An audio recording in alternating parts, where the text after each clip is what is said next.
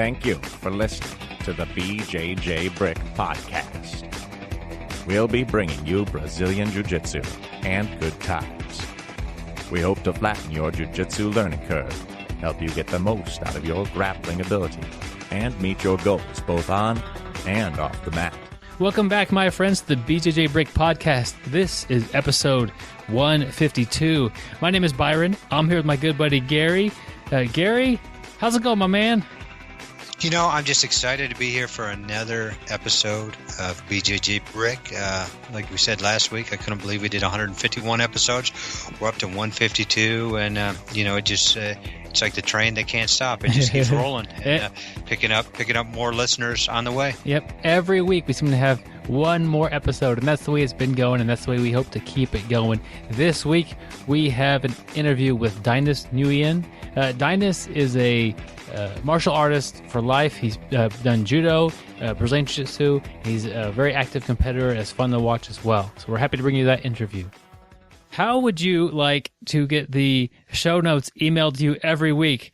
Well, there's an easy way to do that, my friends. You can go to our website, bjjbrick.com, or the Facebook page, Facebook/BJJBrick, I think. And there's a little area just to put in BJJ Brick. It'll pop right up. Facebook. Yeah. There's a little area to put your name and your email address, and then you'll get the weekly email giving you all the show notes, all the links to everybody's pages that we're talking about, a link to the article. You'll get the quote in writing, well, in text, but everything is there for you, nice and convenient, and reminding you what's up. If you haven't listened to the show yet, here's what you got to look forward to. So just a little bit of a way to keep up with you guys, get you on the email list. So swing by if you haven't done it yet, enter in your name. Yes, the best part is absolutely free. Just takes about 2 minutes at that. Maybe not even that, Gary.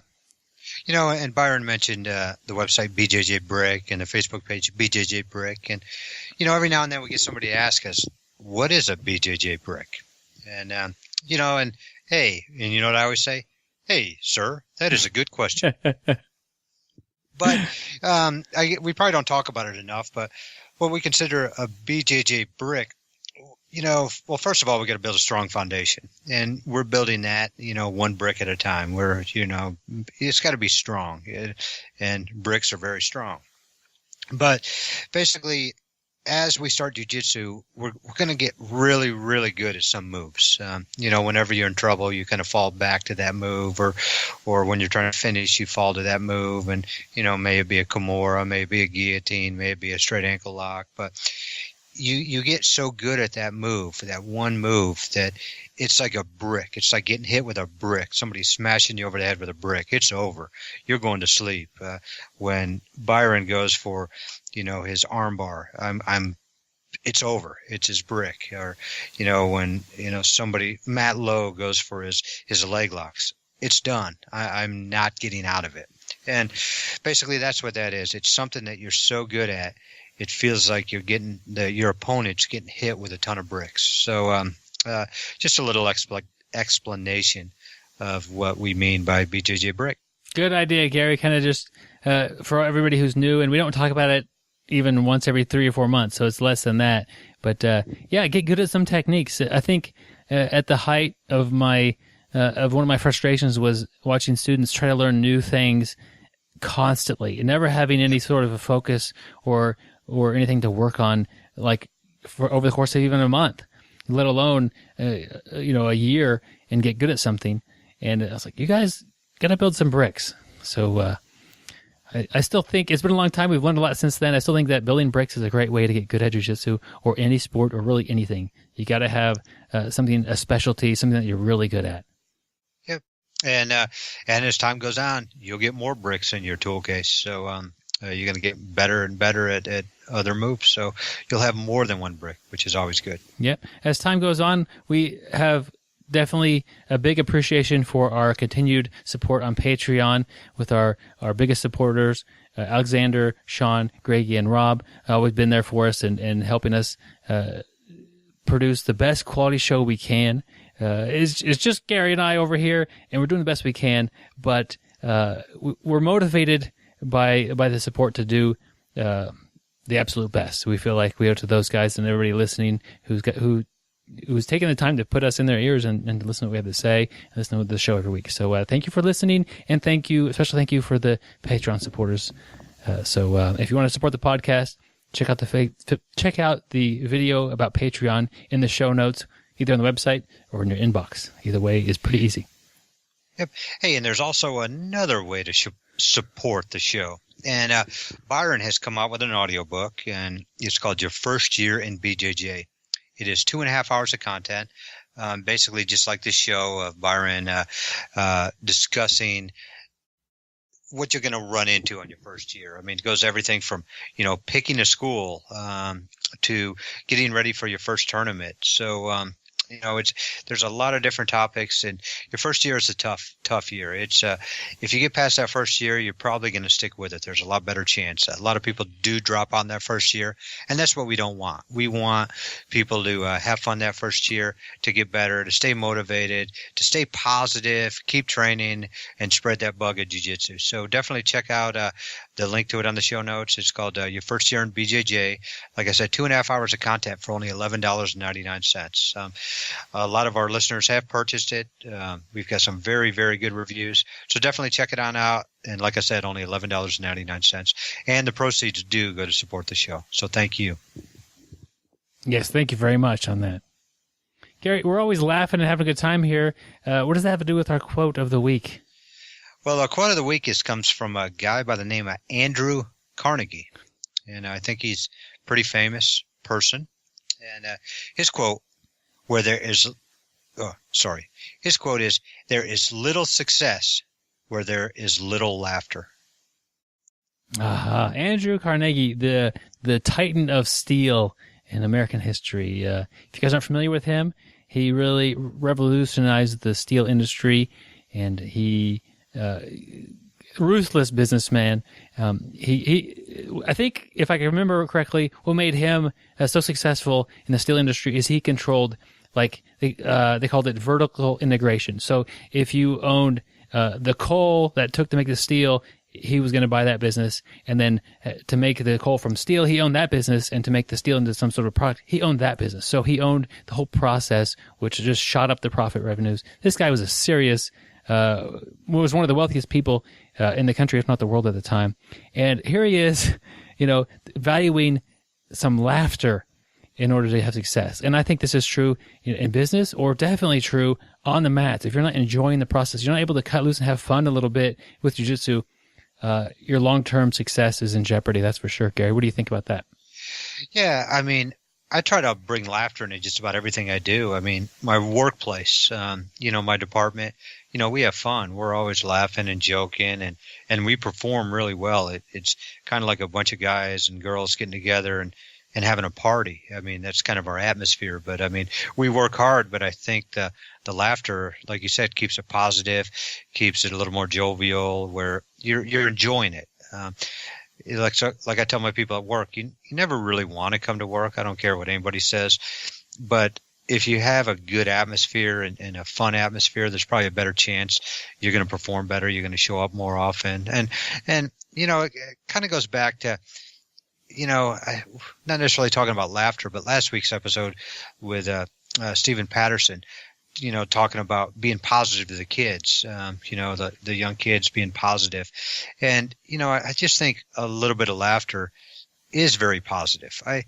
I've been to schools before where, I wasn't allowed to talk, and, it's just all business, and everybody's got their own style they like, and that works great for some people, but for me, I like to joke, I like to laugh, I like to train hard, but that laughter is gonna make it more enjoyable for me, and I'm probably gonna perform better. Yep, absolutely. I think the attitude of this is going to be fun today helps the learning process. It helps the motivation level to be a little higher. And don't be afraid to have a good time on the mats. It's hard. Here's one thing that I've noticed: even when somebody is not quite doing things perfectly, if they're having a good time, it's hard to be like, "Hey, quit doing that." On the mats, we're paying to be there. This is a service that we're paying for, so we should be enjoying it. And if your ultimate goal is to be really good at jiu-jitsu, you're going to be doing jiu-jitsu for a while. And if you're not able to have fun with it, you'll probably not make it. At some point, you'll say, "Oh, this isn't very much fun," or you'll hit that little slump, and you won't go because it's not fun and you're not motivated. But if you're not motivated and you go because it's fun, it keeps you on that mat through that grind of your slump. So try to make it fun. Try to be around the people who are having a good time. Yep. And you know what the craziest thing about this quote is Byron, your little history lesson on Andrew Carnegie. I don't know where you learned that from, but I didn't know any of that. So vertical integration, I'm definitely impressed. There we go. It's like the podcast. It's all vertically integrated. We start with a blank file, and we record some audio, and then we splice in some music, record an interview, and then have the end of the show, and then we vertically upload it to the internet, and then vertically upload it into your ear. And that's basically where it ends right there. And then you can upload it to your friend. You can tell them about it. We appreciate that. Well, Byron is talking to me about making our podcast more vertical. So I spent like 3 weeks rock climbing, to get up a little bit higher. But I guess I was doing it the wrong way. That's true. We're talking about things getting vertical. How about let's go something inverted? Gary, we're on the same page, my friend. Invertedgear.com. This is our article. Our article of the week is on invertedgear.com by Matt Curley. 10 ways to improve your BJJ while off the mat. Scary, let's just cover a couple of them. We'll put the link to the article in the show notes. You got to check out the rest of them. But one that stood out to me right away was the first one, actually. Not just right away, but it stood out with a little more impact, I guess, is practice visualization. You could do this off the mat. You could do this, while you're bored or laying in bed or eating breakfast, whatever. You can visualize the flow of your game, and it will make your game a little bit quicker. So if I'm trying to work on, just to keep it simple, an armbar from the top, first I got to visualize, I got to get on top, so I'll probably choose one of these two passes I like and kind of run through in my head the steps to do a successful pass, and maybe even some common pitfalls that might slow me down or might kind of take me back. I get past the guard. Now I'm going to visualize, okay, now what's important? Well, they don't always pass into like an easy arm bar, so I'm going to have to isolate an arm and maybe get the elbow lifted up off the body. And then I'm going to have to keep that real stable. So I'm probably going to use my body in a way and kind of visualize what's happening to get that arm up. And then you're going to, get control of the arm, and then get your legs involved in the picture, however you would visualize your best way to do that. And then, you visualize, okay, what if he grabs his hands together and I can't quite finish the armbar? Maybe run through 2 or 3 things that you could do to break that grip and finish the armbar.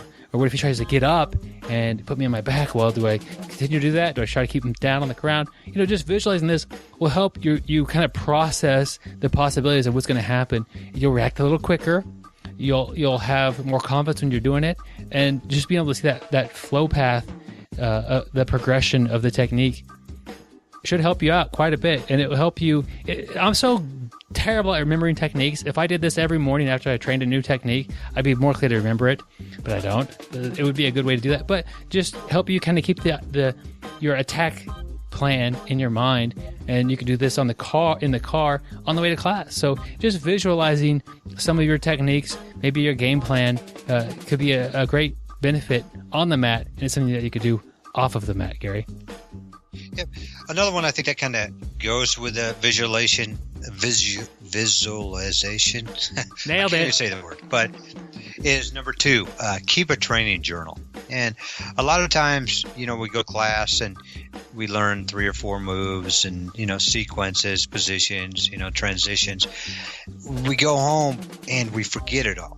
And basically, what I like about a training journal is sometime after class, after practice, I will just sit down with a little notebook, and I'll kind of try to remember back, almost like visualization. I'm trying to go back to what we did in that class that day and write down kind of what I learned. And sometimes I'll even go back later on and the notes don't make that much sense, but it seems like it pulls up in my brain that I was like, okay, once I start repeating it, I'll be like, okay, this is what I wrote down that day. I kind of remember it. But I've just learned so much through the years that a training journal has really helped me remember some of the stuff. And every now and then I'll even have a move or a position that I've kind of stopped using. and I'll go back and I'll go through my training journal and I'll be like, oh man, I forgot about that. And my next time I train, I'll always bring that out just to try to get it back into my game plan. Very nice, Gary. I'm going to skip down to number 4. Analyze your strengths and weaknesses.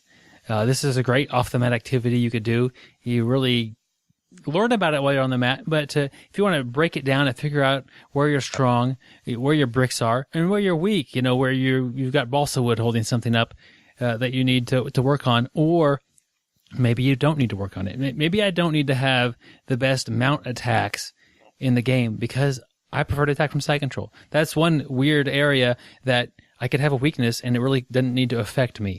But just kind of break down, he's got some great lists here. He's got like techniques, and he's got, defenses and escapes, takedowns, and then he's got physical stuff like strength and power, then mental stuff, self-discipline and focus. Go down his list there and just kind of analyze yourself the best, the most honestly you can, and figure out where you're strong, where you're weak.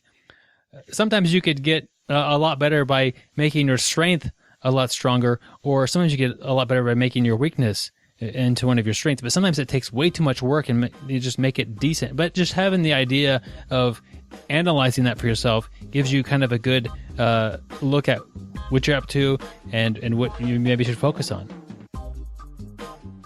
Byron, going back to that, you were talking about your strengths and weaknesses. What do you find you do more? Do you work on your weaknesses more, or do you work on your strengths and try to get them better more? I tend to. That's an interesting question. Right now, at this time in my game, I think I'm working on strengths. I'm really enjoying leg drag passing, introduced really to me by Tim Sled and his DVDs, and leg drag passing. And then I'm working on arm locks from the top once I do pass. Those two things are going well together.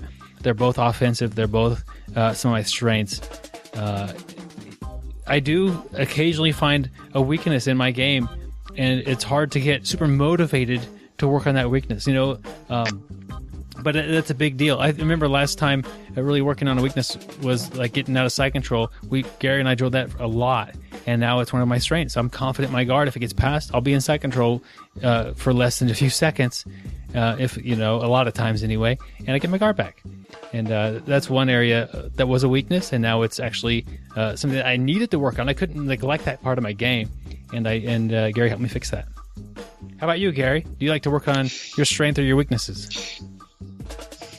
I kind of go and I switch them back and forth, but it seems like here in the last couple of years, I've been really working on my strengths and just trying to, get a little bit better at each strength I have. I've really been working my Kimura and my leg locks a lot, and I don't know. I go back and forth. Sometimes, I'll spend a year or so just working on what I'm really bad at. But here the last couple of years, I've just been all strength related, my strengths. So, I go back and forth, but you really do need to work on both. But I guess, depending on where you're at in your game is kind of where you're going to go.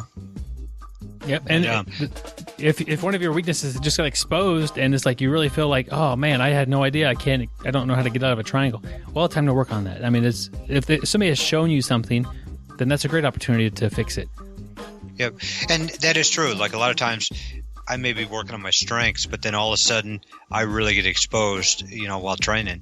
And at that point, it's like kind of like what we talked about last week. I'm going to look at what path I'm at, and it's like, hey, maybe I need to cut back on the strengths and work on, let's say I just got exposed I kept getting caught in triangles. Hey, maybe I need to work on triangle defense or not, getting in that position, how to stay out of that position. So if I really do get exposed or the other way, let's say I'm not, I'm working on defense or working on my weaknesses and I'm not just able to finish anybody. I keep getting the arm tangled, looking like I'm ready to go for a Kimura, but I just can't finish. Then maybe I need to go back to work on my Kimura. So I'll switch back and forth depending on what happens while I'm rolling. But enough on that topic, which is there's never enough on that topic. We'll go on to number 9. I like number 9. Find fun. We were talking earlier about laughter. Find fun, complementary activities in sports, and he's basically saying it's okay to do things other than jiu-jitsu. They may even help. And basically, you can find outdoor, indoor activities. He goes on to talk about swimming, surfing, paddleboarding, kayaking, rock climbing, hiking, trail running, bike riding, weightlifting, really anything that's going to help. Really just about anything is going to help you in jiu-jitsu if you're exercise related, because no matter what, it's going to build your heart, build some muscle. But, I think sometimes for myself, jiu-jitsu is a little bit harder on the body. I'm getting my arms twisted. I'm getting my necks twisted. I'm getting choked. I'm getting slammed. And some days my body needs a rest. And basically what I like is I can go do some sort of exercise and still build muscle, work my muscles, work my heart, but without stressing my body as much. So, and I want to have fun, just like I do with jiu-jitsu. I want to be smiling. It's going to make it that much more positive. The better chance I'm going to stick to it. So, I just think 9 is very, very important. Yeah, Gary, and I also enjoy other things. The odd thing that I do that I would guess that less than 1% of the audience does, I play racquetball. It's kind of a game that was big in the 80s. But it's a blast. It's hilarious. It's a lot of work, and I play with a competitive group of guys, and it's just a good time. And I end up getting, I stay sweaty. And the bad thing about racquetball, don't forget to shower. I don't forget to shower. I'm good at remembering that. The one thing is, it's because I have a racket. I'm just using one arm, and so I feel like if I just played racquetball and didn't do any other exercise, it'd be kind of an odd. It's a good cardio, but muscle-wise, I'm really doing nothing with my left arm at all. And that's jiu-jitsu kind of brings more balance to that. And you got to use your whole body in jiu-jitsu. So it kind of helps me balance that. But I play racquetball a couple times a week. Have a good time. We're laughing, like having a good time on the racquetball rink. It's actually a court, but I always call it a rink just because. A rink. Make fun of myself. Just because you like to cause trouble. I like to say things incorrectly sometimes on purpose. So. Yeah. One crazy, we're talking about complementary activities, is I was over at Byron's house one day, and we're in his garage, I think probably training. He had some mats in his garage, and I see a unicycle. And rarely do you see a unicycle unless you hang out with a circus. So I was like, man, I bet that would be great for you jiu-jitsu, balance-wise. And I kind of looked at it and thought about trying to get up on it and saw about how unstable it was, and Byron said it was very, very tough, and I decided not to try it before I got a concussion. But I think that would be a good exercise for your balance. Well, my wife teases me about twice a year about not being able to do the unicycle because I have one, so I can't do it. I think she just wants to get me to get on there and bust my butt falling and enjoy that process, but it is very difficult. I'm sure it would be something that either one of us could learn if we wanted to put some time into it. It's definitely a weakness in our game. But well, I think once you actually do get up on it, and you spend a good probably 20 or 30 seconds up on it, I think we should hook a rope to your car, get you up on it, and then I'll pull you down the highway. I think that would be, and then we could tape that. Okay. I think that'd be great to videotape it. We put that on our YouTube channel that people are subscribing to. Yep. But we would like to thank Matt Kirtley for the article. Just an awesome article, and just great ways to increase your game while off the mat, which we're never always going to be on the mat. So when we're off it, we want to find out how to get better. Yep, awesome stuff. We mentioned 4 of them. There's another 6 to go. Check out the link in the show notes or go to invertedgear.com and check out the article there. So thanks, Matt, for the great article. Always good to read his stuff. All right, with the article wrapped up, I think it's time, Gary, to get on with the interview with Dainis Nguyen. He is the most interesting grappler in the world. He once started a wave at ADCC. 23 people drowned. He has vowed to never repeat this act of carelessness. He did forward rolls to the top of Mount Everest. He once shrimped so hard he accidentally opened a Red Lobster. I don't always listen to podcasts, but when I do, I prefer the BJJ Brick podcast. Go for the submission, my friends. All right, my friends, I'm happy to bring Dainis Nguyen to the BJJ Brick podcast. Dainis, welcome to the show. Hey, thanks a lot for having me, brother. I appreciate it. Yeah, I'm happy to have you on the show, get to know you a little bit better, and we got a lot of stuff to talk about today. So really looking forward to get into that. Could you just kind of give us a little introduction about maybe a little personal history, maybe your start in martial arts and kind of where you're at and what you're doing? Yeah, for sure. It's been a long journey, and I've enjoyed it. My dad put me in judo when I was a little kid. The whole family, because he was a judo black belt as well. And I actually didn't like it when I was a kid, but I was forced to do it up until I think maybe 13, 14, and then I started getting really good. So I enjoyed doing it, and I just did so on my own will. Then I was competing internationally in judo.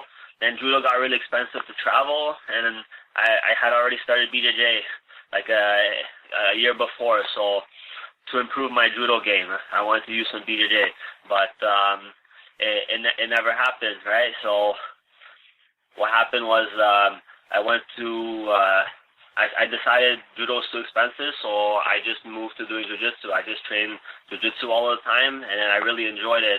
And I just continued with it, and then along the way, I got to win like almost all of the local competitions around Ontario. I even placed at some international events, like in the Abu Dhabi World Pro and some big IBJJF competitions. And then now I have my own academy for about 3.5 months now, and yeah, it's been a crazy journey. I never thought it would come to what it is, but I'm really grateful for the position I'm in right now. Yeah, Dainis, I got to know, you started and did judo for quite a while. Watching you compete, there's obviously, I could see like influences of that. Can you maybe explain that a little bit and how some of that judo has carried over to your Brazilian jiu-jitsu? Yeah, for sure. Well, judo is really good, like, for takedowns and explosivity. Like, in judo, everything has to happen really quickly because that's why it's in the Olympics, because it's a spectator-friendly sport. So lots of explosive throws. It looks really nice. And what I did was, when I changed to jiu-jitsu, I'm just a jiu-jitsu guy, but I brought that judo explosivity and those quick throws. And what I did is, I would do those quick throws at first, and just hang on to people because I didn't know any better. But as I started going up the ranks, I said, maybe I'll throw them, and instead of trying to land on them hard, I'll back off the throw, and then I can start doing a submission before they know what's happening. So then I started doing that more and more, and even drilling this, and people don't have time to react. If you throw, and as they're falling back off the throw, you can jump into arm bars. You see it happen a lot in my highlight reel. So judo is an excellent tool. It makes you really strong. Judo, you have to be very physically strong upper body. The more you train, the stronger you're going to get. I think it's a little bit more physically demanding than BJJ, but you have a big advantage coming, just doing a little bit of judo into jiu-jitsu as in somebody who hasn't done anything and is just signing up for jiu-jitsu. Would you recommend somebody who's wanting to just get better at competing in BJJ, would you recommend them doing a judo class here or there to try to help that out? Yeah, 100%, because BJJ, there's two games, right? There's guard passing, and then there's the guard usually. Not many people play takedowns. But now what happens is you have to be, you can't just be one-dimensional, right? Because the jiu-jitsu is two-dimensional. So if you only play the guard or you're only really good at passing, what happens when let's say I really like playing guard, well, I don't have a top game. So I sweep the guy, and then the guy's always going to sweep me back if I don't have a good top game, right? So it's very important to have that option of being able to take the guy down. If the other guy's a top player too, why are you going to pull guard, if you know that you can pass his guard? So you would try to take him down, and that's where you always want to have the option of fighting for the takedown. Also for self-defense purposes as well. Judo is very effective for controlling the guy, throwing him, and if you're really technical, you don't have to hurt the guy either, right? So, you can't pull guard in a street fight as well. So it's very good, to train judo and BJJ. It'll give you a big advantage. A lot of the top guys in BJJ right now, they all train judo as well. Like Zanji Ribeiro and Salo Ribeiro, the head of our association that I'm a part of, the Ribeiro Association, they train judo now too. I'm pretty sure both of them are judo black belts also. So if somebody's going to go do some judo training, do you recommend that they just go and just learn judo for judo, or do they try to match like what they would do in a BJJ match? Is there a recommendation for me on what they should be thinking about while they're doing the judo?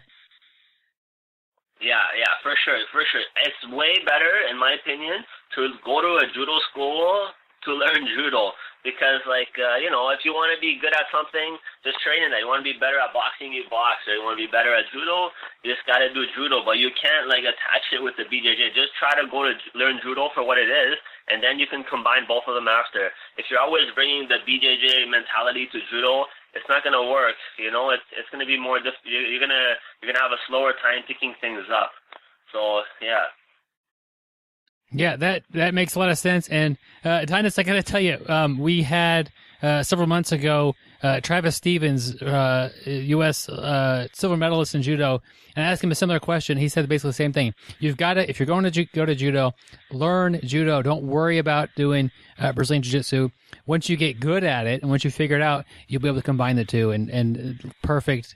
It's nice to see, because I don't know the correct answer to that question, like just by like thinking about it. It's nice to hear guys like you and him say the same answer, and it's reassuring that's really good advice. Go there and learn the judo, and then after you figure that out and get good at it, you'll be able to incorporate that into your Brazilian Jiu-Jitsu game.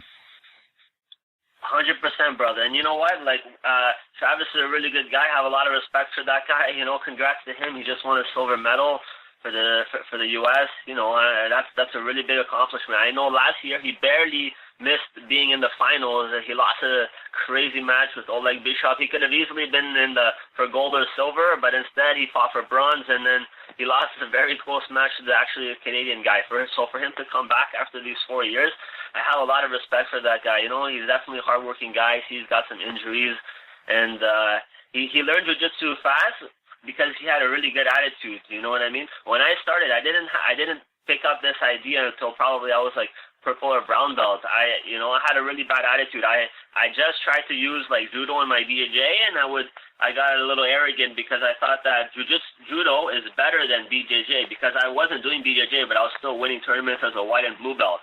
Then as a purple belt, then I started losing a little bit to some smaller guys locally, and then I thought, hey, maybe, I'm not doing this whole jiu-jitsu thing right after all.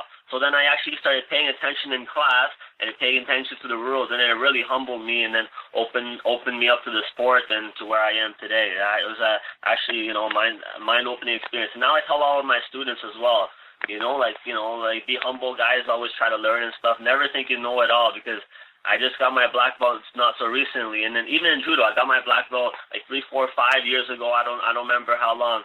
And then when I got my black belt, I've learned more since I've got my black belt than at any other belt, because now my mind is open to so many more possibilities. I really appreciate you sharing about struggling with the transition over to Brazilian Jiu-Jitsu and how your attitude eventually changed. I'm curious to know what changed on the mat. What techniques did you start to pick up, and what actually changed in your game when you started looking more at Brazilian Jiu-Jitsu as a martial art and not just a supplement to your judo? Well, like a lot of things changed. I started picking up a lot more techniques, and mainly like techniques that are not familiar to judo, like the guard and like spider guard, Dalahiva, like all the new school style of jiu-jitsu was what I was missing, right? So that's pretty much it, right? But then it's endless, right? I started picking up even like the Eddie Bravo system, like his rubber guard system. My mind just opened up to everything that I saw, and I watch a lot on YouTube, and I'm always watching fights and even lower belts, and I'm analyzing what people are doing. So I'm always open to all the new things. Sometimes when I referee and I see like blue belts do some really cool techniques, maybe every guy is like good at that one technique that they practice so much. So even though they might only be like a purple belt, there'll be a black belt at like that one technique they do all the time. You know what I mean? So then I started, just opening my mind even to other people's good techniques, things that I didn't think would be really practical, and saw other people put it at work. And then I'm constantly learning more and more every single day. So from everything, jiu-jitsu's evolving so much, all kinds of techniques. It's endless, right? Worm guard, look where we've come. Yeah, and then of course with the combinations and things, it really is endless. The different possibilities that you could link things together, and then the new techniques people are coming to the mats with. You mentioned. Yeah, man. You mentioned about 3.5 months ago you opened up your own gym. Tell us what's up with that and how it's going. Oh, it's going really well, right? So we've been open 3.5 months. Sarah and myself, we we built the whole gym pretty much. We tiled it. We did all the construction work. You know, it was crazy. And we decided to have our own place because we were renting somewhere else before, and then we moved like an hour and a half up east from where we were. There's not too many jiu-jitsu schools out there, and we had a lot of friends, a lot of people asking us to open up an academy. So yeah, we built it, you know, 1,500 square feet of mats. We wanted to make it mostly mats. We built the mats and everything ourselves. So, you know, it was a crazy experience, and now we already have close to 60 members. And all good family people in there. I don't have any idiots or bullies or things like that. We make it a very family-oriented gym. We have a family day every month where everybody just gets together. We do something fun, like we'll put the tarp out, you know, like on the beach close to us, and we'll just go roll on the mats for the day, go for a movie or eat some watermelon and stuff after doing some no-gi, you know. Sounds like you have got a lot of students pretty quickly there. What was the cause of that? Well, we stay very family-oriented, and, you know, we did the work. So Sarah and I have been out in the jiu-jitsu community for a long time, and I've been winning a lot of competitions and competing at a high level. So, you know, everybody knows who I am. So, you know, when we opened the gym, we already had built so many relationships with so many different people that, you know, so many people joined right away, right? And we're good friends with everybody, and people know that a lot of people that want to train with us, because, you know, a lot of kids want to train at a high level, right? Because Sarah and I have done that, and, you know, they want to follow in our footsteps, and they think that we'd be able to guide them very well. You've mentioned a couple times that your gym is very family-oriented. What about your gym makes it that way? The way that the classes are set up, and the way that we do things, even the rules that we have in the gym, right? So at a lot of gyms, like what I see is like parents yelling at their kids and stuff like that when they're training, really bad atmospheres, things that I've seen and I hear about as well. At our gym, there's a no coaching rule.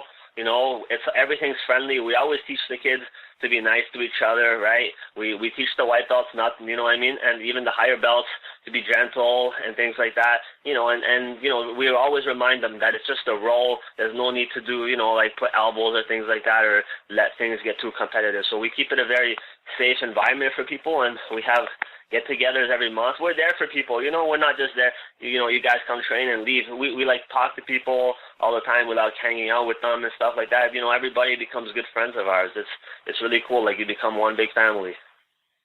It sounds like things have gone great for you. You've got a great setup with your gym and its new members, and you have already a great connection with the community that you've been building for quite some time. Were there any struggles that you didn't expect to see or to have happen in the process of opening up the gym? And if so, how did you overcome those? Well, luckily, Sarah knows how to tile, so we could do a lot of the tile work and save ourselves a lot of money. But as usual, you know, with projects, it never goes according to budget. You know, a lot of extra fees, a lot of little extra things you got to buy.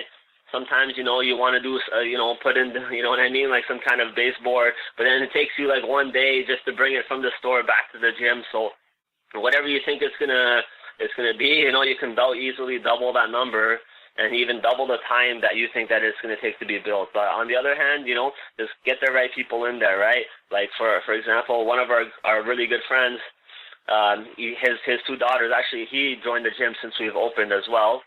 And his two daughters are part of our gym. And he's a big construction guy. He built, you know, all kinds of, he's a tile guy. He knows how to do so many different things. So pretty much he built our whole stairs. He did like everything that we couldn't do. And my brother's an electrician. So luckily, you know, these people volunteered their time, and, you know, we're so grateful. Without them, we wouldn't have been able to get it done.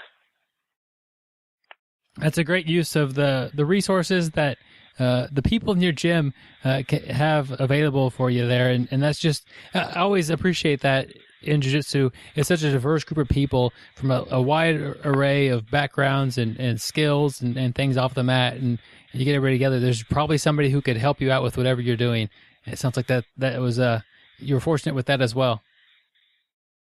Yeah, 100%. There's people from all kinds of walks of life in jiu-jitsu. Jiu-jitsu's for everybody. You know, when you come to train, doesn't matter who anybody is. You guys are just rolling and talking like your friends, right? You get like a lawyer, in there, a student, lots of different people, right? It's not just for one class or the other. It's for everybody just to get on the mats, and everybody's equal on the mats. You mentioned that you have kids there that train. What is it that's different about teaching kids, and what have you learned by doing that? Teaching kids, brother, you know what? I learned a lot of patience because, teaching kids, they learn so much slower than you. But, once you become an adult, you just think a certain way, and you expect people to, once you explain something logically, for them to understand it, right? But for kids, their minds work so much different. They're not as mature, or, think about it like a cup of water, right? I'm pouring water into a bowl, but their bowl is a little bit smaller, right? So they can't absorb as much of the information as you're giving them. So you really have to break it down into small steps, and every kid learns differently. Some kids takes 10 times more hours to get it than the other kid. So that's what I learned, being really patient and really breaking down the details for them, only giving them maybe half the technique at a time, and then letting them drill that, and then add the other half. I find that works so much better than showing them the whole technique than they're not able to remember. Breaking things down for them and being patient with them. I think those are the two big things. That sounds like great advice, and it sounds like you're a great kids instructor as well. With the new school open and you like to compete, what are your goals for the rest of the year here that you have? So I want to compete. I'm going to compete. I'm registered for the Toronto Open, IBJF. So this year, I plan to go to Black Belt Worlds and compete at the World Championships and fight hard for that gold medal. So, and then I have the Toronto Open, so that means I'm going to be collecting points. I'm going to try to get my 50 points as a black belt in the 1 year until Worlds. And then, so I think Montreal would be another one, IBJF. It's in around November. I'm going to do the Abu Dhabi trials whenever they come around. I really enjoy going to that competition.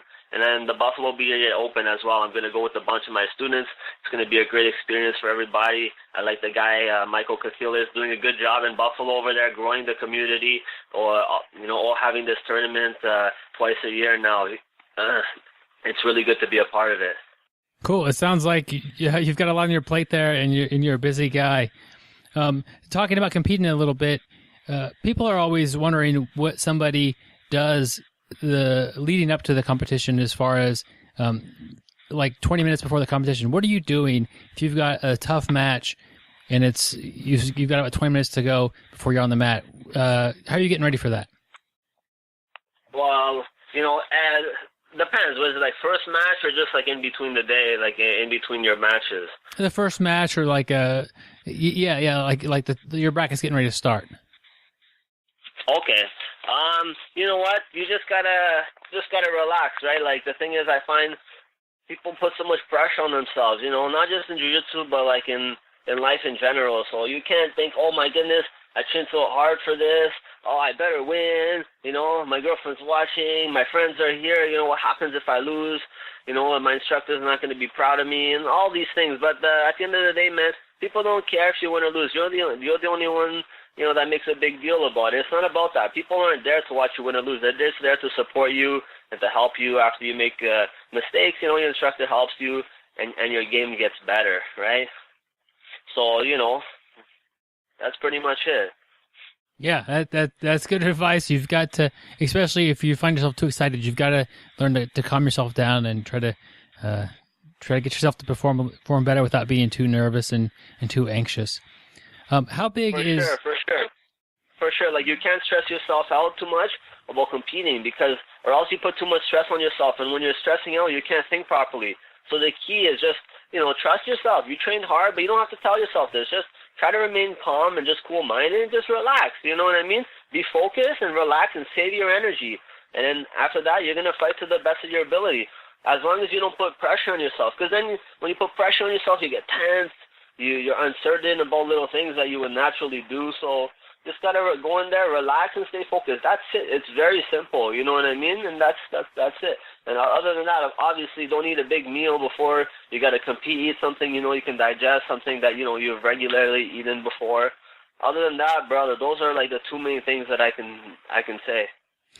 Dainis, how are you relaxing? Are you just sitting there kind of doing nothing? Are you on your phone? Are you listening to music? What relaxes you before a match? You know what? I haven't listened to music in a long time, although I would say that would be a really good one.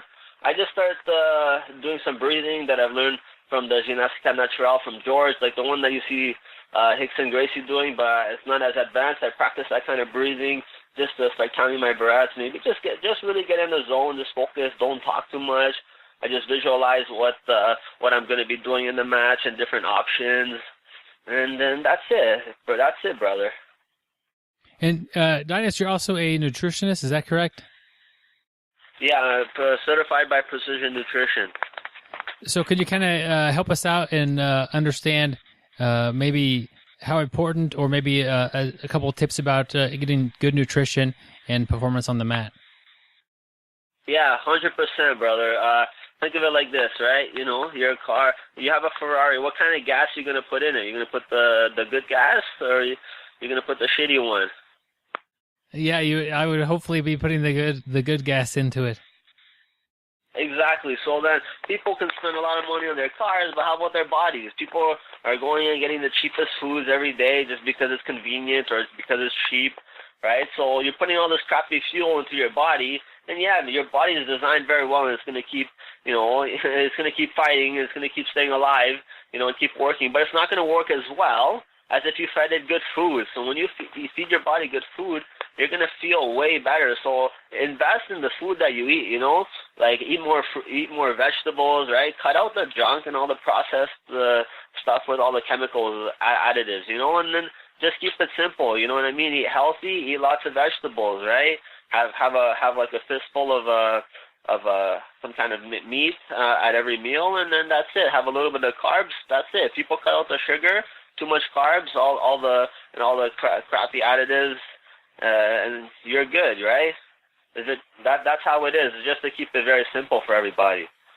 What about the diet makes it so hard for people to have a good diet, and what would you tell somebody who's struggling with being able to keep their diet clean and healthy? Well, you know, you can't think about it like a diet, right? Because if you think about it like for a diet, it means you're only going to do it for a short period of time. What you have to do is see it as a lifestyle change. So don't do something that you know you can only, you know, like, oh man, every day crap, I'm doing this. Have like something that you can do every day and be excited. You know what I mean? Like, so, you know, just start eating healthy food, but make it taste good as well. Look up good recipes and things like that, and then it makes you know, eating healthier. You know what I mean? You want to make it a lifestyle, right? And I find like also a lot of people don't have any knowledge about healthy eating. They just know, you know, what their parents have taught them, and then if their parents didn't eat healthy, so they pass the bad habits on to them, right? And nobody, you know, really goes and like looks for help until, you know, they get diabetes or something. So I think that's one reason, right? And that we don't learn about that enough in school. You know, that's why we have way too many obese people. It's not that hard to eat healthy, to be in shape when you're eating healthy. Yeah, that's good advice. I know it's something that a lot of people struggle with. Think of it. Don't be on the diet. Just try to change the foods you eat a little bit, and make them better foods, and make it sustainable to where it's not a miserable process. Exactly. And then because then you get used to it. Like if you read The Power of Habit, I think a habit takes like 24 days, and then after that it becomes ingrained, right? And then it's easier to do it. So to break a habit, you know what I mean? Don't try to, you know, break what you're doing. Just replace it with another good habit, and then you're good. So, you know, you just have to stick with it. You know, give it push hard 24, 25 days, and then after that, it's easier and easier to do that habit, right? It just becomes natural, just like the bad habits did. Yeah, and for me, I could kind of relate to that. It's hard to switch everything I eat to be healthy, but it really it wasn't that hard from switching from a poor breakfast to a healthy breakfast, and then once I've done that, it's been several months. It's normal, and then it's no longer anything on me. That's what I'm gonna have for breakfast, and then I can start working on lunch and try to start having healthier lunches and go from there. 100%, brother. Baby steps, and just keep adding one thing every single time. You know what I mean? Add one more thing, you know, and that's it. It's all about consistency. Too many people, you don't even. I think it's this like new this new the way society is nowadays. I want everything now. You know what I mean? Now. Nobody's patient, and things take time. Yeah, that's one of the great things about jiu-jitsu. It doesn't happen right away, and you get that big sense of accomplishment when you feel like you're doing better than you were doing, because it doesn't happen right away. You can't pay and get better. It's not going to be better that much by tomorrow. The time that you spend and the hard work and the blood, sweat, and tears, that's why it's so difficult to become good at jiu-jitsu. But the reward is also very high. But it's just something you can't just do quickly in this society. And I think that really we want something that's challenging to do. 100%, man. It's totally worth it, right? If something's easy, you're not going to take too much value in it, right? But when you work so hard to get something, you feel so amazing that you've been able to achieve that really difficult goal that you have to work hard with. And the person you became, in order to even achieve that goal, you have to grow as a person as well, right? Yeah, Dainis, you've got your new gym there, a lot of new students. Could you tell me maybe one or two traits, maybe personality traits, or something you see in a person that would make you think that they're going to stick with jiu-jitsu and they're going to become good at it? Not really, brother, because I've seen a lot of different personalities walk into my gym, and we treat them all really well. It's tough to see who will stay with jiu-jitsu. The people that are very persistent, you know what I mean? Those are the ones that are just going to grind it out every single day. Other than those people, right, that's probably the only trait I would say that, would make somebody want to stick with jiu-jitsu. If you're persistent, you'll do really well at it, but you just can't expect to get it tomorrow, you know what I mean?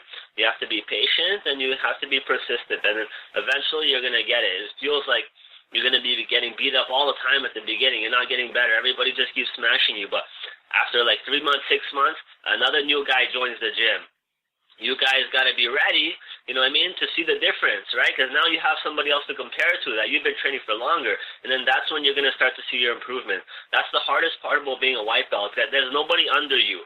Because in my opinion, you have to have 3 different kinds of training partners to, for optimal growth. So you have to have somebody a little bit lower level than you, then, any new techniques you learn in class, it's hard to practice somebody's same level or higher level. So you try it on them first, and try to figure it out with them, because they're a little bit easier to deal with, and you're more experienced.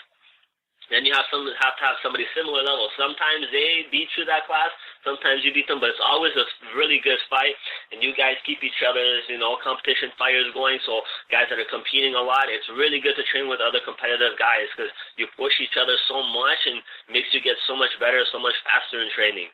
Now, it's always important to have somebody higher level than you, somebody that can quite literally just kick your ass, because it's really important to stay humble. When you become the best guy in the room, a lot of people, they're going to start to get arrogant and this and that. It's just human nature, you know what I mean? But you just got to keep yourself humble. You really got to keep a check on yourself. And the best way to do that, especially for like the younger guys out there, you got to have somebody in class that taps you all the time, right? So you know what it feels like. And you have to have the fine balance in between those 3. It's really important in people's jiu-jitsu journey. I think that's the fastest way to learn. That's a very interesting concept, having the 3 different training partners, people who are not as good as you, people who are about equal, and somebody who's significantly better, and how that works developing your game. Can you maybe run us through a scenario of you learning a new technique, and how those 3 different training partners would help you develop that technique? Like 2 different training partners? Like, let's just say you're learning armbar from mount, and then how training with the different types of training partners, this would play into that effect with having somebody that's not as good as you, having the equal partner, and having somebody better, and how they could help you. Okay. While learning technique? Yeah, well, while you're, maybe not necessarily the technique portion of the class, but while you're rolling and you're trying to work on that technique. Oh, okay.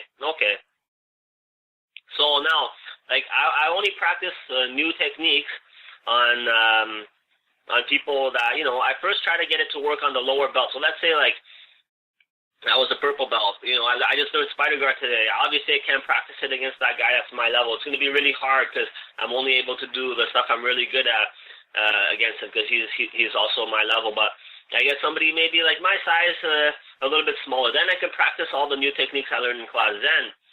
And then once I get it on that white belt, then I say, now I'll try to do it against the guy my level, now that my technique is progressing, right? Once I get it on him, maybe I'll even take my chance at the guy that can beat me up. Maybe he can hold him in spider guard for 1 second. And then that's how you use the progression of the technique. That's how I do it personally. I'm not sure if that answers your question. Yeah, and it makes sense. It's a great way. I mean, it's just a great example of how important it is to have a team of people, different skill levels to help everyone out. And yeah, sure. to remember that you're one of those people to them as well. So, you might be the person that's not as good as the other training partner, and they're trying the new stuff on you, or you might be one of the top of the food chain, and they're really bringing their A game every time you roll. Exactly. So if you only have that's the hardest thing about being a white belt is that you don't have anybody under you as well, right? So you're only getting your ass kicked until you're a blue belt, or you've been training white belt, you've been training 6 months, 8 months, then you start to figure it out, right? So then if new guys come, you can beat them up, but pretty much up until you're almost a blue belt. Then you have guys under you and over you, right? Blue belt and purple belt are the best because for those reasons, right? And that's it. Dainis, what advice would you have for a student? You got a lot of family people there. Things are happening, work, family, other obligations. If somebody could only come in once or twice a week, what advice do you have them to get the most out of their training when they're there? Like always, like I tell guys all the time, other than guys that train 7 days a week, when you guys go there, I even tell the kids that you guys are only here for 1 hour. You guys are here anyways, So even if you didn't want to hear whatever, you guys are here anyways. Make the best out of this. Every single exercise, guys, do it with meaning, do it with purpose, feel what your body's doing, feel what's going on, right? Try to be present, almost like a meditation in the class, right? And just focus on every little thing, and then you're going to have a really good class, right? Give 100% every little thing, every hip escape, Don't be lazy. Don't just hold positions when you get tired. Just keep going. Push yourself a little bit more every single class, because that way you'll get a lot of cardio, you'll burn a lot of calories in that class, and you'll learn a lot in that class as well, right? Just a win-win scenario for yourself. Yeah, that's great advice. What advice would you have for the person who maybe is losing a little bit of the motivation to come in and train at all? Do you have anything to say to kind of get them to be more inspired to get into class? Man, just show up. You know what I mean? Nothing in life is easy. Just go to class. Just try your best. Whatever it is. Something. If you're having trouble, just talk to the instructor, right? You know what I mean? Try to talk to somebody if you have any issues about quitting. I'm sure people will give you some kinds of tips. People are really nice at the gym, but you just gotta stick it out there and just, and you're gonna, whatever your goals are. If you're trying to lose weight and it's really hard for you at the beginning, just, stick with it. Every day, guys, gets a little bit easier, right? As you start to get better and as you start to get stronger, right? Just don't give up, be persistent. Those people are gonna go the furthest in jiu-jitsu. And that's it, right? That's all I would say, guys. Just hang in there. It gets a little bit easier every day. Yeah, it sounds. Hang in there and rely a little bit on your teammates to help you out through that tough time. Yeah, people are friends. They're there for each other. You know what I mean? Everybody goes through tough times, right? So, talk to somebody about it, right? Don't take it upon yourself. Do you have any advice for a student who's going to do their first tournament? For sure. I give them the same advice that I tell everybody competing. Guys, don't put pressure on yourself. Just go out there, by your best. Sarah and I, guys, we don't care if you guys win or you guys lose. We're just happy to see you guys practice the skills that you've learned in class so far, practice some game plans, And then if something, happens, you guys lose, or even we see something you guys can fix, we'll go over it in class, and then, we'll keep working and getting better, right? It's just fun. I just tell them, just have fun, guys. That way they don't put any stress on themselves, and they can just focus on fighting to the best of their ability, right? Yeah, that's great advice. And any idea of, I know you got a fairly new academy there, but how many people do you think will compete, a percent-wise, that are interested in doing that? In jiu-jitsu, like 50%. You know, I think about like 50% of people that train jiu-jitsu have competed. The other 50% won't. Those are people like doctors, lawyers, people that train like very easy, especially guys that like do surgeons. They have to be very careful with their hands. So I say those guys will definitely never compete. Like there's some guys who just do privates, you know, and just do technique because they don't want to get hurt. Like those are the kind of guys. But other than that, like 50% of people compete. A lot of people compete or they just try. You know what I mean? They just get in there. Even if your master's 35 years old, then you fight guys your age within 5 years, right? 35 to 40. So, you know, there's a lot more option for people to compete. So I think why that number is so high, I would say 50%. Yeah, maybe not active competitors, but we'll have tried it and see what it was like. Exactly, which is really important, you know, to go there and see what it's like. Just put it into real application, right? It's like the closest thing to a street fight that you could simulate using safety as well. Back when you were switching and coming over to Brazilian Jiu-Jitsu and you were mostly doing judo, what frustrated you in that transition? That judo matches is just quick and then it stops. So I threw the guys all the time, and then the fight wasn't done. And judo is just an e-pawn. You throw the guy on the back, match done. But now I would throw the guy and hold him, and I didn't really know what to do, and so I just held him really hard. And eventually some of the higher belts would take my back and do all kinds of stuff. And I was like, man, what is this crap they're doing to me? You know what I mean? So it was a really tough transition because judo people are really pretty stubborn naturally, you know. So yeah, that didn't help, right? It was fairly difficult for me to make the switch over. Then like I said earlier, then I opened up my mind when I was a purple belt and I got a better attitude. And part of that is too, you know, growing, becoming an adult as well, right? So I really matured and grew a lot since then. Are you teaching judo classes at your academy? Yeah. 1 day a week for the kids. On Friday, straight judo classes. And then 1 day a week I do BJJ, but with judo. So I show them some judo throws, but we train BJJ in that class. Cool. I'm glad you're doing that. Clearly there's a great value in adding that to your students' game, and you're definitely the person to do that. So that's great. Yeah, for sure, man. Thanks. Do you have any sponsors that you'd like to mention? Yeah, for sure. I'd like to thank Hyperfly and Josh, the owner from Toronto BJJ, and George, Defense Soap, you know, everybody that supports me, all of my teammates at Toronto BJJ, and all of my students at Team DNA BJJ. Thanks a lot, guys. You know, I appreciate everything. And where could somebody go to check out what you're doing or get a hold of you or go check out your gym? Is there a website or Facebook page? Yeah, you can type in Team DNA BJJ on Facebook, find our fan page. You can go to www.dnabjj.com as well for our schedule. We're in Whitby, about an hour drive from Toronto. So if you guys are ever in the area, you know, give us a shout, come by, train, and yeah. Cool, and I'll put links to that on the show notes. Team DNA, how'd you get the name? DNA, that's a good question. You know, not too many people have asked me that, actually, very surprisingly. But Dainis, it stands for Dainis Nguyen's Academy, right? So that's my name, pretty much. So, you know, nobody can copyright that, right? It's my name. Yeah, and it's like your it says on your website, it's in your genes. That's exactly, cool. Exactly. It's in everybody's genes, right? Yeah, that's I like that. It's got it's a cool name, and then there's also a cool meaning behind it. Yeah, thanks, man. All right, well, I thank you for joining us today on the podcast. Do you have any final words for the audience? No, I don't have anything else to say, guys. You know, if anybody has questions about training or anything like that, you know, feel free to send me a message, guys.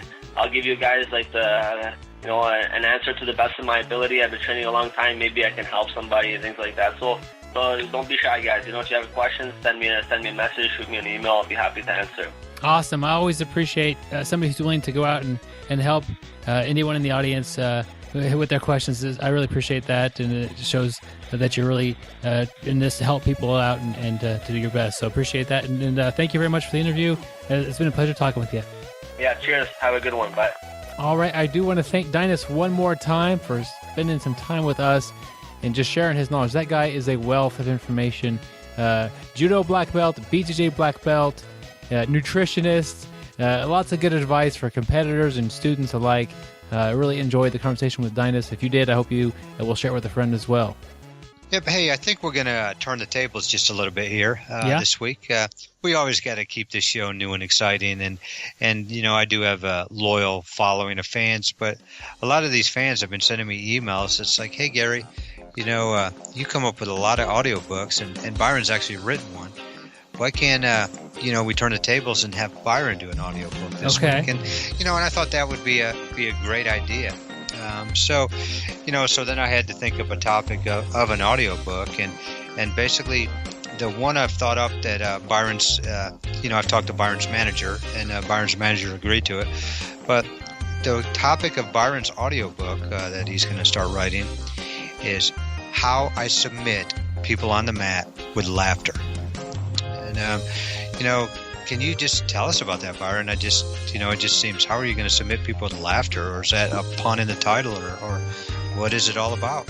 I have been working on this book for a long time because it took me a long time to figure out how to actually submit somebody with laughter.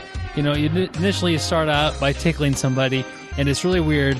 These two grown men on the mat, one trying to tickle the other one. It quickly did not work out, and that was painfully obvious. Also on that, I mean, is that a form of hazing? Tickling without, you know, consent? Is that against the law? We'll have to look that one up, Gary. I don't know, but that's not the route I went anyway. Okay. So what I found to be the best way to get somebody to submit from laughter was to also throw in a choke or a strangulation. The best setup is to do a head and arm choke from side control. And as you switch sides, you start whispering a joke into their ear, you know, like kind of quiet, because your face is right there next to theirs. And you say something kind of funny in their ear. And I've got a list of stuff that's funny, but damn, Gary, it's hard to think of it on the spot. But so you're going to whisper a sweet little joke in their ear. And then it's nice because a lot of times in that head and arm triangle from the top, they just have like a little bit of space where they're able to kind of not get tapped by that. And they're moving, their laughter, their physical shaking of their body that choke will just get sunk right in, and with that little sound effect there, and it's a tighter choke. So it's really a form of just completely dominating a choke. You've got the energy, you've got the wind to tell a joke while you're submitting somebody. It's kind of demotivating, but how mad can they be? They just heard a great joke. They just heard a great joke. Yeah, definitely. But you know what I really like, and your manager let me have a couple of these clips. These are this one right here. We're actually going to play. The good thing about this audiobook is we have audio clips of people actually, you know, who have been submitted by Laughter with Byron. And I'm just going to roll one real quick. Okay. Yes. Hi, my name is Bill, and I've rolled with Byron before. And, you know, I've never been tapped by Laughter before, but you know, as Byron had side mount on me, and he, you know, his knee slid over and he mounted me. He looked at me and, you know, just established his mount. And I looked at him and I said, "Hey, Byron, man, that is tight." And he said, "That's what she said." And when he said that, my arm flew up because I was laughing. I was laughing so hard, and he armbarred me. So I got submitted by Laughter. There we go. And it's just that simple. Just a simple whispering into the ear, like that's what she said, or something like that. It's just a good way to go. Another classic one would be to say, "I'm going to take your lunch money." Ooh, yeah. While they're asleep, they're going to lose their lunch money. It's over. You know, what kind of a worst day can you have? You get choked unconscious, you go to your wallet, there's no money in there for lunch, you got to skip lunch. Yeah, but the good part about that is you don't have your lunch money, but you've already ordered, and you can't pay for it. So you are actually going to have to use your jiu-jitsu, because they're probably going to want to start a fight with you. So you're going to have to pull guard. So, I mean, there's positives that if you think on the other side, Byron. That's true. Yeah, Gary, that's kind of wraps up my little audiobook there. Not as good as yours, my friend, but I've had less practice making them. I've only actually made one audiobook. Gary's thought about making probably close to 50. Yeah. Well, I tell you once, Byron was on my back. This is a true story. And he's on my back, and, I'm having trouble escaping. And he's like, hey, Gary, these two guys go to the zoo. And at the zoo, there's only one animal. It's a dog. It's a Shih Tzu. And as I started laughing, he choked me out. There we go. Yeah. There we go. So it actually worked. That's it's a good way. It's better. So we talked a little bit about like pre-gaming and visualizing your game. Visualize telling that joke to somebody as you're locking up that submission and how they would react. And I'll tell you what, it's all in the delivery. Gary, and then take their lunch money. Ask me, what's the most important thing in comedy? What's the most timing? Timing. I thought it was delivery. It's all timing, Gary. Okay, timing. So, hey, I got one more crappy joke since we're telling. Not that your joke was bad or mine was terrible, but knock knock. Who's there? The interrupting cow. The interrupting Moo. All right, we better cut the jokes here because these are getting bad. Yep. Hey, 2 drink minimum. Next show at 8. Hey, man. Okay. What do we? Hey, I know we've already talked about Rob, Sean, Greg, and Alexandra, and they are our Patreon supporters. So check out our link in the show notes. Patreon is a website for content producers, and basically it's a way to show your support to the show if you're so inclined to do so. And the show's not free, so the show is free, but it costs us money to put on. So if you do want to become a Patreon supporter and support the show, check out the link. And if you do become a $3 per show supporter, like Rob, Sean, Greg, and Alexander, you will get a 5-inch BJJ brick gi patch mailed to you for free anywhere in the world. Well, hopefully basically anywhere in the world that we can mail it to. Yeah, you got to have an address. Yeah. But if you don't have an address, maybe you should get your address together first and then think about supporting the show. But got to take care of the house first. Yes, the address definitely. first. So, we definitely appreciate the Patreon support. It's helping us keep this brick floating on the water. Got to stay afloat, Gary. And it's not easy to keep a brick floating. Yep. We are located in Wichita, Kansas, and if somebody wants to come train with us, we're happy to have you on the mats, my friends. Drop us a line at bjjbrick@gmail.com or hit us up on our Facebook page. Those are 2 easy ways. Or if you just want to say, hey, what's up, guys? Those are 2 great ways to get a hold of us and see what's going on. If you're here to roll, we're here to roll with you. So always a good time, Gary. Yep, we've had a couple people stop by and always had fun. So if you are coming by, send us an email, bjjbrick@gmail.com. Always don't forget to tell your friends about this podcast. The best form of flattery we can get is when somebody says, hey, I'm actually listening to the show because my buddy Barack told me about it. So, tell all your buddies about it. So, and we really, really appreciate that. And last but not least, check us out on social media.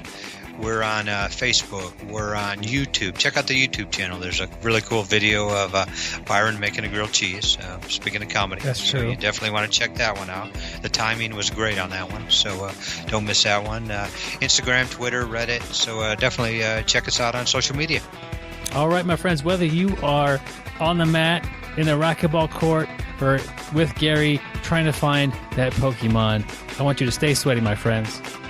And don't forget to shower, and always make sure you have fun while you're training jiu-jitsu. Make sure, take some time to laugh. Thank you for listening. I hope you find the time today to roll.